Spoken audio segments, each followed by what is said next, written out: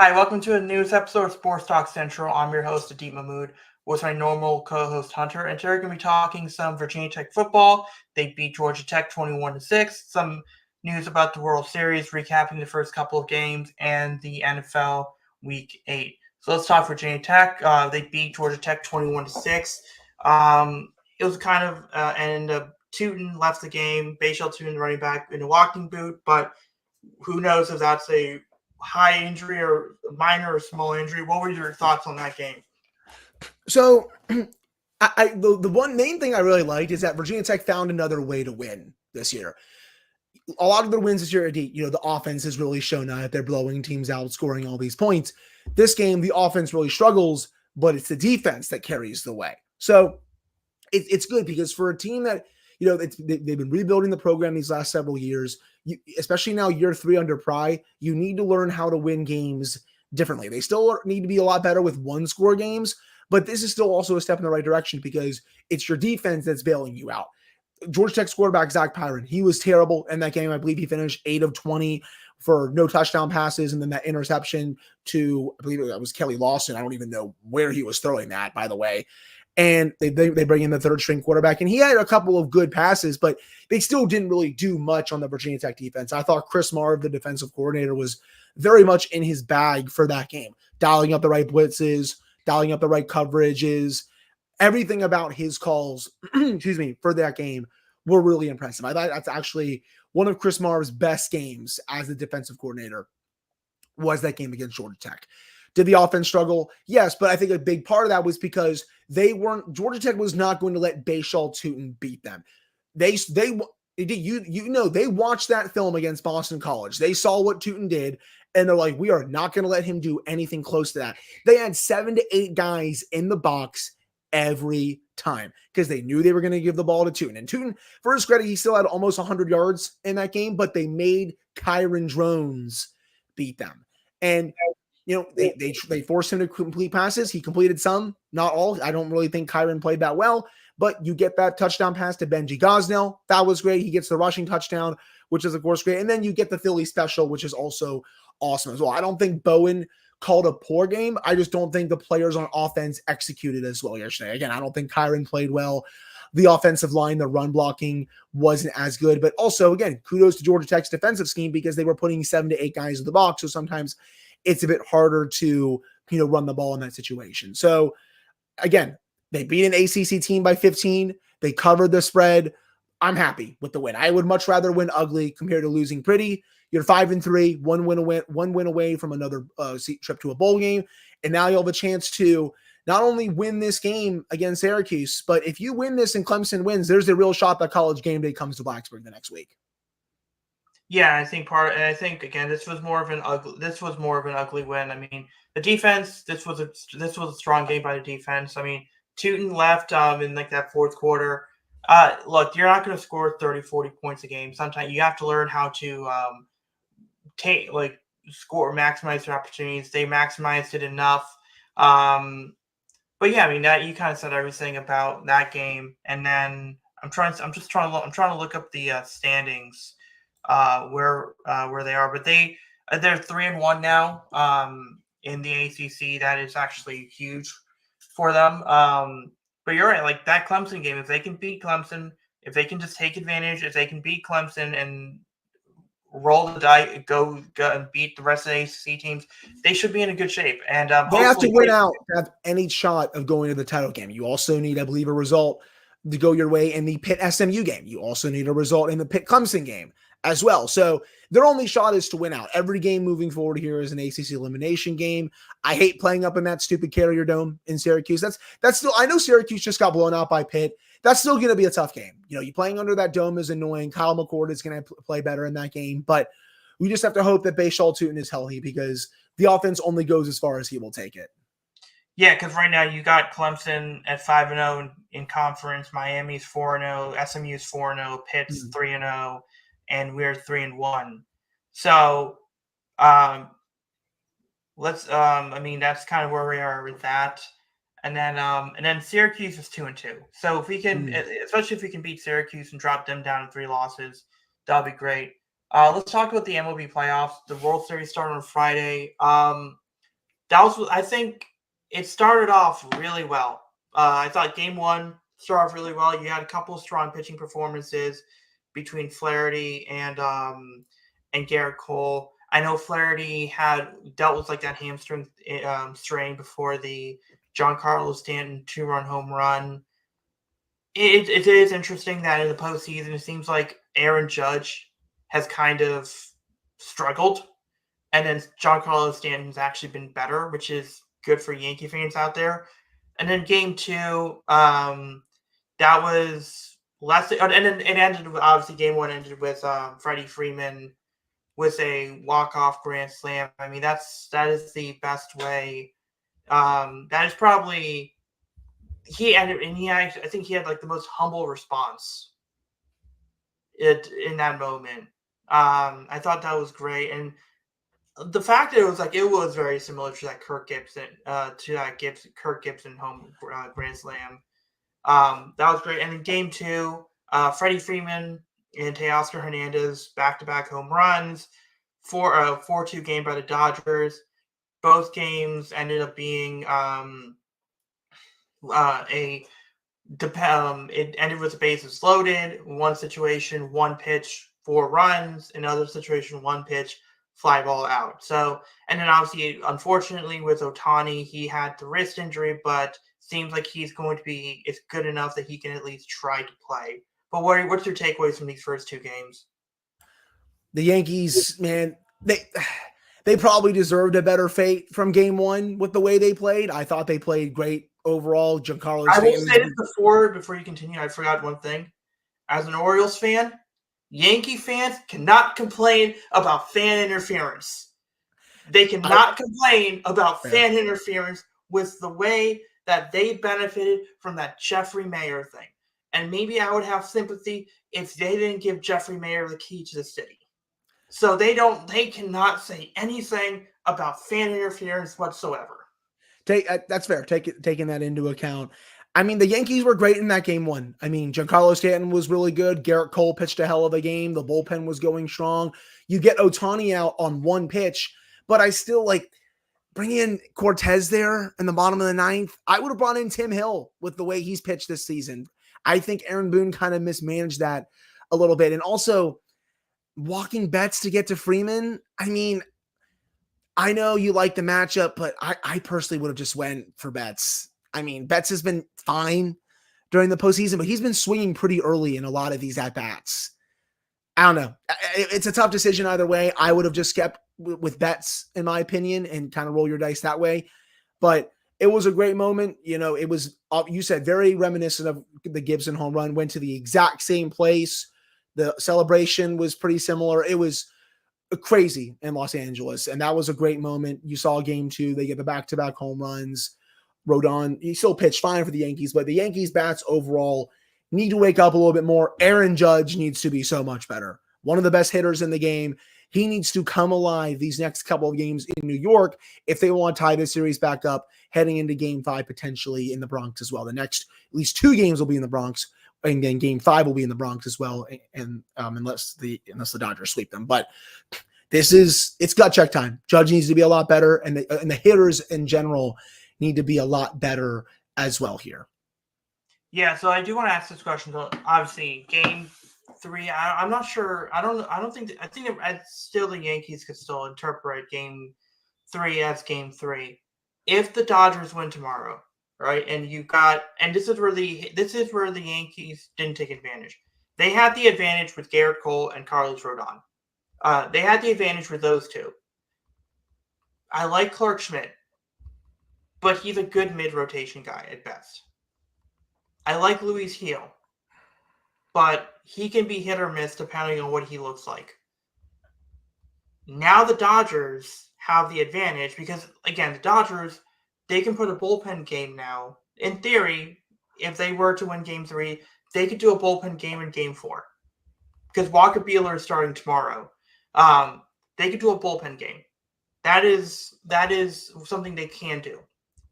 If the Yankees won one of these games, the Dodgers, they have to do a bullpen game anyway. Now that bullpen game, they have to be really good. If this turns into a 3-0, 3-1 thing and they put a bullpen game, I think the Dodgers are more comfortable. I think in that situation. But if you're the Yankees, let's say Clark Schmidt doesn't do well and it's 3-0. This is where it gets interesting because you got to treat game 4 like game 7. You got to play, hopefully, 4 game 7s in a row. Do you put Garrett Cole on 3 days rest in game 4, or do you put Luis Gil on game 4 and hope that he pitches like he pitched in that first month of this year? Would that be if they're down 3-0? Yeah, if they're down 3-0. If they're down 3-0, you have to go Cole game 4. I don't think you have a choice in the matter. I think if you're 2-1, you can save him for game 5. Yeah, so that's kind of how I'm approaching it. But then in that situation, it sets the Yankees up even worse because it's 3 days rest for Garrett Cole.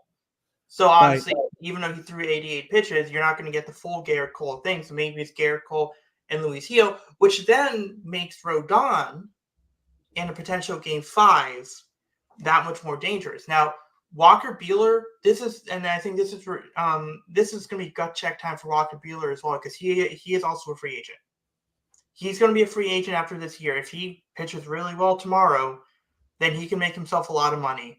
And I don't know if he's going to be with the Dodgers next year. I think that he could be on one of those. You remember when Cody Bellinger signed like a 1-year deal as a prove-it deal?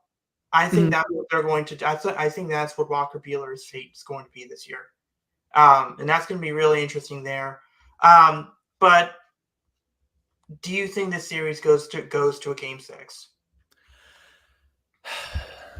If the Yankees bats wake up, then yes. If Judge wakes up, then yes. Again, their offense needs to be better. They're getting the pitching in this series so far. The bullpen outside of the grand slam to Freddie Freeman, I think has been fairly solid. It's got to come down to their lineup, man. Like, I think Soto's is playing decent. I think Stanton, obviously, he's been great all postseason. But I know I keep harping on him, but Judge needs to be so much better. He has not been good this postseason at all. And they've still gotten to the World Series. If he wakes up, he can change the course of this series. I really believe that. And I think the problem with the Yankees is that they fell into the trap of earlier, for most of this year, it was Juan Soto and Aaron Judge. And that can help you win games in the regular season. But what happens if Aaron Judge continues to struggle, right? And Juan Soto is just average. Yeah, Giancarlo Stanton can give you a big hit every once in a while. But I kind of look at him as kind of like a boom or bust. Where if he hits, he can give you a 2-run home run or a key hit. But if Volpe's not going to do anything, if Cabrera, if Austin Wells, or those other guys aren't going to do anything, and Aaron Judge isn't going to do anything, the Yankees are in trouble. I don't think this gets to game 6. I think Dodgers win this in 5. Honestly, I'll say 5. I think Dodgers in 5. I mean, it's going to be a crazy scene in the Bronx. Like, you got to have that home field advantage there. I mean, you got to, again, we've said it a lot during the show already. The offense needs to come alive. I mean, the Dodgers obviously have the edge, I feel like, in pitching, the rotations, in my opinion. But sooner or later, you got to get some clutch hits. And they have not had as many of them to start this series so far. Yeah, I think Freddie Freeman's hit really well. And Tommy Edman, he's been doing this his whole career. He did this to the Nationals every time they played. So I know very much how good Freddie Freeman is in the clutch. Tommy Edman played well. Teoscar has made a couple of key hits here and there. I mean, Ohtani's it's gonna be struggling with him. I don't think he's going to be stealing any bases anytime soon if he does get on base. Even though that was a slide issue. I think he needed to slide better on that one. But yeah, I mean, it could be interesting. And do you think if this gets to a game 5 for the Dodgers, like, do you think Yamamoto is an option? Could be. I mean, if it's in a series clinching game, then yeah, I could see it potentially. Yeah. So you don't know yet. So you're still questioning whether it's going to get into 6 games, right? Yeah, I'm still questioning it because, like, again, the Yankees just haven't hit well enough. All right, let's move on to the NFL. So the Ravens lost today to the Browns 29-24. Look, Kyle Hamilton dropped an easy interception. I feel bad. Like, I would not check it. If I'm him, I wouldn't check my social media for a week because while he did cost him the game, I think there's going to be some extreme reactions there. I'll get into more of an issue with the defensive defensive coordinator discourse and stuff. I'll say this: I think Eddie Jackson has not been very good for them. Marcus Williams, I think he's in Harbaugh's doghouse. If you notice, he didn't get a lot of playing time today, and apparently there are some personnel issues or something, which tells me that he's in the doghouse. Like, he must have said something, and Harbaugh said he's not going to play. I would want to see Bo Braid, who is like their undrafted safety that everyone wanted to make the team. I would want to see him kind of take more starting reps, or Sanusi Kane take more reps as well. I think you got to move Eddie Jackson maybe to a blitzing role or something. Like, I think in coverage he just sucks. Look, if there's anything for them to go after in the trade deadline, it's not receiver. It's going to be safety or pass rush. They definitely need more help on the pass rush. It'll be interesting who they go after. It's not going to be Max Crosby. We know that the Raiders said we're not trading Max Crosby. But maybe someone like Budda Baker. I could see someone like Budda Baker being the guy. So I thought that was there. Offensively, drop passes. Obviously Bateman fell. I don't think he if you saw that play, I don't think he missed it in the sun. I think he tripped, and that's what caused the ball to bounce. It wasn't bad. I mean, again, Lamar almost won them the game. Like, you saw, like, those were 3 or 4 chunk plays, and it was Justice Hill, it was Aguilar, I believe, and it was Zay Flowers. So I thought that the offense played well.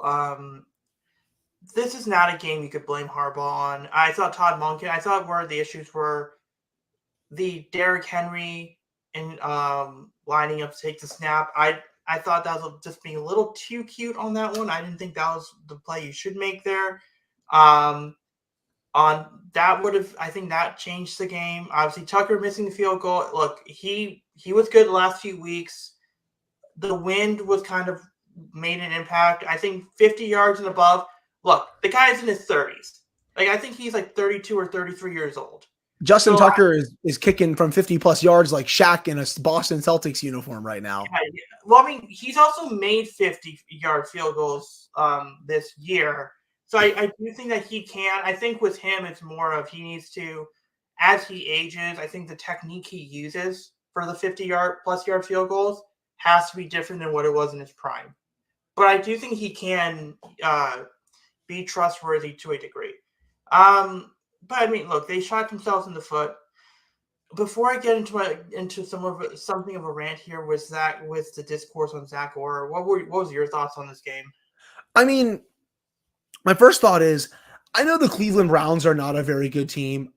Myles Garrett, Denzel Ward, Arusa Koromora, Nick Chubb. By the way, Marlon Humphrey and Nate Wiggins were not playing. I would say, again, those 4 Brown players with Nick Chubb are by far their 4 best players. But isn't it interesting how much more clear and concise they at least look without Deshaun Watson playing quarterback? Jameis Winston threw for 300-plus yards today and 3 touchdowns. When it was the last time we've seen Deshaun Watson do that? They scored almost 30 points today. I mean, I would say 34 assault cases ago. I mean, again, I understand the Browns aren't that good, but they at least look more competent when he's not playing. And this should be that game right there again, and especially last season, should send a message to ownership where it's like, you don't have to keep trotting this guy out there with the way he has played on the field since coming to Cleveland. So again, every other quarterback that they've put in there has played better than Watson. And, I think with the Ravens, their defense got really gashed today. Winston almost lost the game for them quite a few times, especially the one from Kyle Hamilton. Hamilton should have picked that off and won the game. I don't know how he missed that. but then he's able to win the game on the next play. You know how in baseball, like you know how in baseball that when like the shortstop throws it to second base, and then to try to complete a double play, and then the second base, like they'll have the footing, and then they're thinking about making the throw to first base, and they drop the throw, they drop the initial attempt or something. I think that's what he was doing. I think he was thinking a little bit about getting some yards there as well. But yeah, that's definitely he should have picked. 100%. And I think they just gave up way too many big chunk plays. And against a Browns offense that doesn't have Amari Cooper anymore, I mean, Jerry Jeudy is still decent, but Nick Chubb, obviously, he's mostly doing stuff out of the backfield. Like I feel like that's pretty inexcusable for the Ravens defense. And yes, I understand Marlon Humphrey was not playing. They were down a couple pieces overall in the secondary, but you still got to play better against that unit. This is not a good Browns team. And then Arthur Millette was just activated. Right. And I think for the Ravens offense, they played fine enough. I thought Lamar Jackson had a pretty good game, but these receivers like Bateman, how do you drop that? Like that one was almost like a Nelson Aguilar.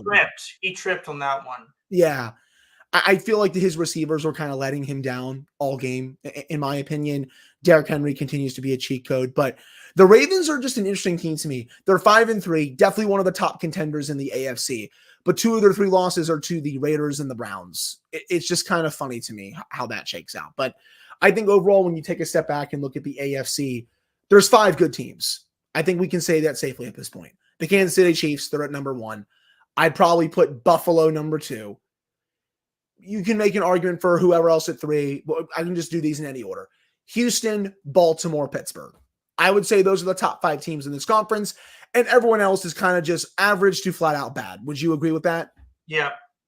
Yeah. So it's kind of funny, like at least almost halfway through the season, we kind of know at least right now who 5 of the playoff teams are going to be if this keeps up. Right, and you can make a guess for that last. You can make a guess for North Wildcard spot. Denver's playing well. The Chargers are playing well. The Bengals could still get back into it. I know they're 3-5 and lost to the Eagles today, but they're still at least in a better situation right now compared to a few weeks ago. So again, the teams can play. The Colts are 4-4, so they're still very much alive. So there's teams in it for a wild card spot, but overall, this conference is not nearly as deep as it used to be. Yeah, and I think I'll get into what I think where the Ravens defense is kind of falling apart. Like I mentioned, Eddie Jackson has coverage-wise, he isn't very good. Marcus Williams, coverage-wise, he isn't very good. I think that's the issue there. I want to get into the Zach Orr situation before we talk about some of these other stories in these other games. But with Zach Orr, he's 32 years old. This is his 8th game being defensive coordinator. It's what's really funny about it. I seem to remember Ravens fans saying that a 34-year-old young defensive mind should be replacing, like with Harbaugh, replacing John Harbaugh. And I seem to remember a few years ago, granted, 1 year at Michigan, but a very inexperienced Mike Macdonald, who, let's remember, in his first year as a defensive coordinator, Tua threw for 500 yards against him. Burrow had a really good game against him. That secondary, when Mike Macdonald first year as a DC, they were crap. They were not very good. Once everyone got the language, it got better, and then it's like, oh, they completely forgot about it. And it's just funny saying that the Ravens, like the fans have just seen how the Ravens bringing in a younger coach turned out that guy was head coach material. And remember, Zach Orr was looked at to be a defensive coordinator, potentially for the Seahawks and potentially for the Green Bay Packers. Got to remember that with Zach Orr. And remember, Anthony Weaver, defensive coordinator for the Dolphins. Denard Wilson, defensive coordinator for the Titans. The Ravens have to replace 3 defensive coaches. So yes, is he struggling as a defensive coordinator? 120%. Are there inexcusable miscommunications? 120%. Mm. But that being said, he's a rookie defensive coordinator making rookie mistakes. If you were to tell me where the mistakes that I think he would make, he's making those mistakes. Those are not expected. This isn't Rex Ryan being the defensive coordinator. If Rex Ryan was a defensive coordinator, if Mike Zimmer was a defensive coordinator, I would say these are inexcusable and that these guys are more than experienced enough, even if it's like a Anthony Weaver who's been a defensive coordinator before. These guys have been experienced enough that these things cannot happen. So we have to keep it in perspective. This is still a younger defense coordinator. The hope is with Dean Pease that from game to game, some of these miscues that we're seeing are not going to be as apparent. There was a very clear miscommunication play that led to a touchdown. The goal is you don't have those plays be painfully obvious by the end of the year. I still think Zach Orr can be a good player because he was an all-pro undrafted linebacker. This was a guy with no prior experience as defense coordinator. Other teams wanted him. So the point is, with all of this, give him time. With him, readjust your expectation. The expectation is the Ravens are trying to win a Super Bowl. It might not look like it now, but and let him take his lumps now as long as he learns from it. If we're going into the end of the year and we're seeing massive issues, then sure, we can talk. But I just think it's a little unfair, especially when I know this fan base is going to be the one saying, oh, he should be replacing Harbaugh when Harbaugh's contract ends after next year. But what are your thoughts in with this type of thing with rookie coordinators? I think you got to give them a little bit of time to learn on the job. I mean, we saw that with Virginia Tech, for example, in college football. Tyler Bowen and Chris Marve, both rookie coordinators, and everyone was calling for their heads, at least, to start their tenures. And now, they've eased into it a little bit. Marve, again, he just had a great game against Syracuse. You got to let these coordinators, get some experience. And same thing, Tyler Bowen. He's had some really good games as offensive coordinator, even though he's tried to be too cute. So I think it's the same here. Same thing here with Zachary Orr. Yeah, he's at times where he tries to be too cute. He dials up the wrong blitz packages at times. But again, he's learning a little bit on the gig. This is still a Ravens team that's 5-3. They're a Super Bowl contender. It's his first year. I think overall he's going to be fine. Yeah, he's learning on the job. The point is he's learning on the job. He's going to try something, and more than likely it's not going to work. But you know what? You hope that he learns from that and says, all right, I tried blitzing at certain percentage of the time. Now let me try blitzing certain percentage less on third and long, and let me try blitzing more on second down. It is going to be trial and error with him. He is learning from, like what Rex Ryan was saying, he is learning from a book. Like, I think it's fair to say with Zachary Orr, it's like he's been given a training manual and he's not finished with the training manual yet. And I understand the expectations, but guess what? Mike Macdonald had those. The Ravens were in the same place 2 years ago when Mike Macdonald had his first year as the DC as the Ravens, and the same expectations were there as well. So just give the guy time. I get it. It sucks.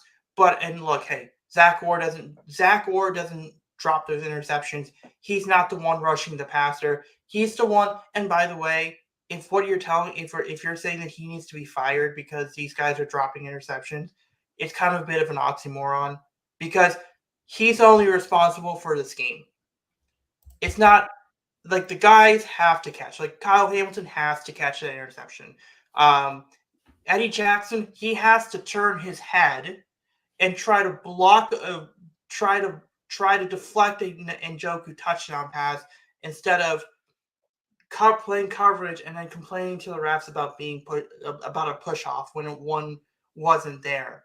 It's just he's setting them up. They're not converting, but because Zach Orr is trading in a jersey for a coordinator role, he's now become an easier target. And look, like I said, let's see what he does by the end of the year. I'm willing to take the lumps with him. But yeah, so what were your what was the rest of the NFL? The Eagles and the Bengals, those were two teams are very desperate. I thought Eagles kind of helped themselves there. The Lions look like they are dominant.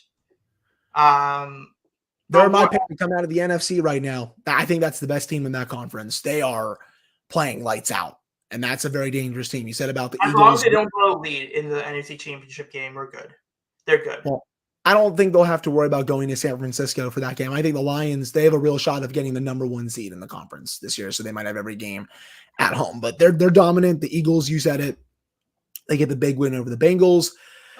The Jets, Adit, how many more friends can Aaron Rodgers call up and get to the Jordy Jets? Nelson available? Who? Jordy Nelson? Is he available? Yeah, how about Randall Cobb?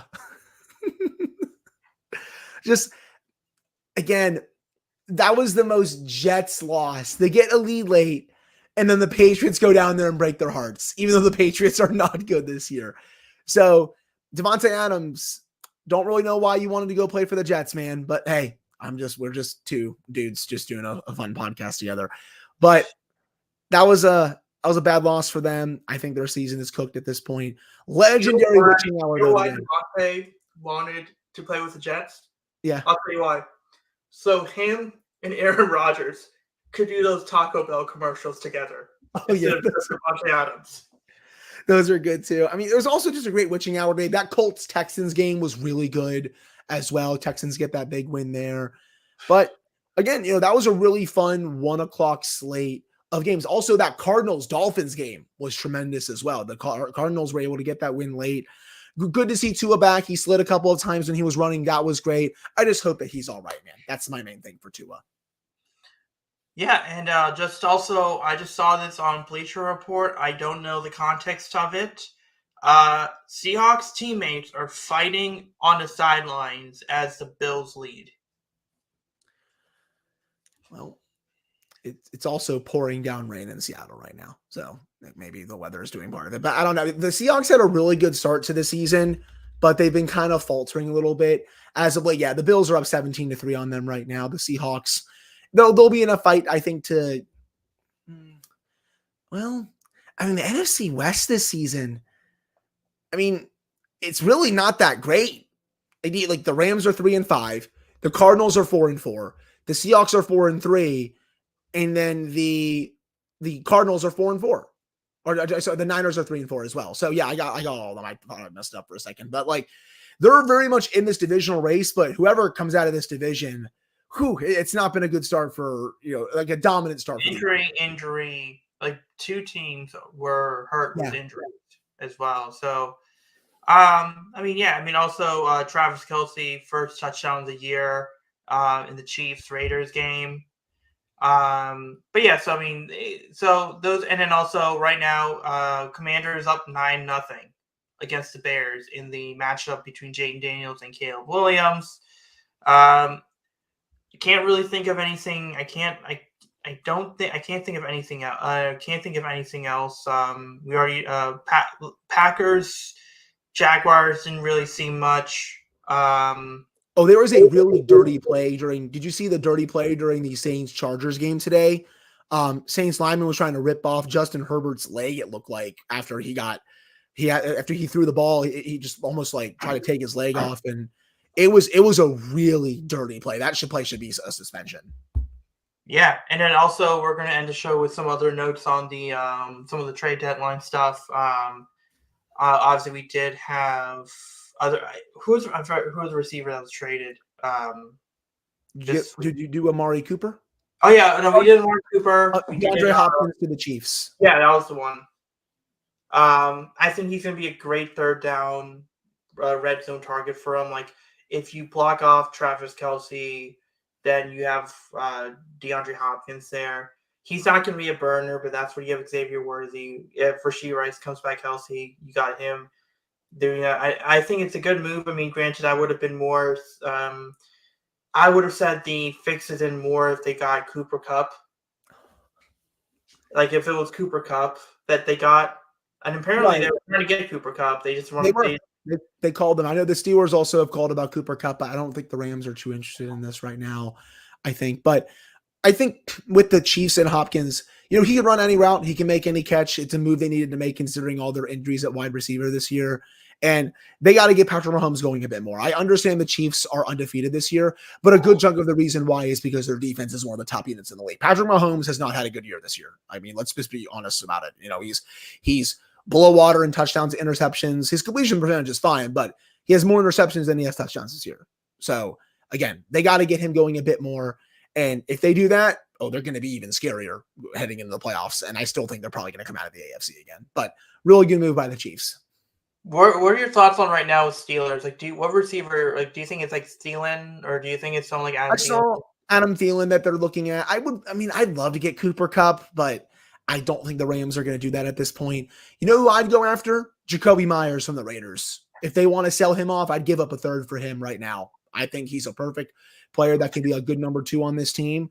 I think Mike Williams is obviously out there as well, but I don't really think Mike Williams is that good at this point. But I would be really looking at Jacoby Myers. Darius Slayton, I think, is someone that could also help as well. If a little bit, it's not the greatest option, but I would look at Jacoby Myers.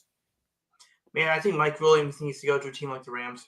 I think he needs to go to a team like the Rams where he can have a specialized role, put him in a Sean McVay, put him with the 49ers, because that dude was, a first-round pick years ago, and, he was, this really promising guy and didn't work out well with the Chargers, and the Jets are just such a mess right now. I feel really bad for him. I mean, maybe the Dolphins, that would be interesting if he was, the next target after Tyreek and Jalen Waddle.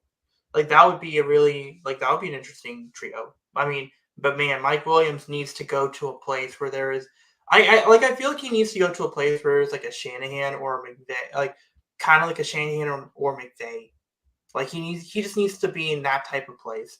And Calvin Ridley apparently was a little bit upset about his usage. You signed a contract there, dude. Yeah, you signed a contract there. You knew what was going on. I think for the Ravens, like I said, I don't think they need to trade for a receiver. I think it's more they need to trade for pass rusher or safety. I would probably go pass rusher. I don't know who's available with Max Crosby out. I don't think the Browns would trade Zadarius Smith. Maybe Ojulari from the Giants could be an interesting fit. But yeah, we'll end the show on that note.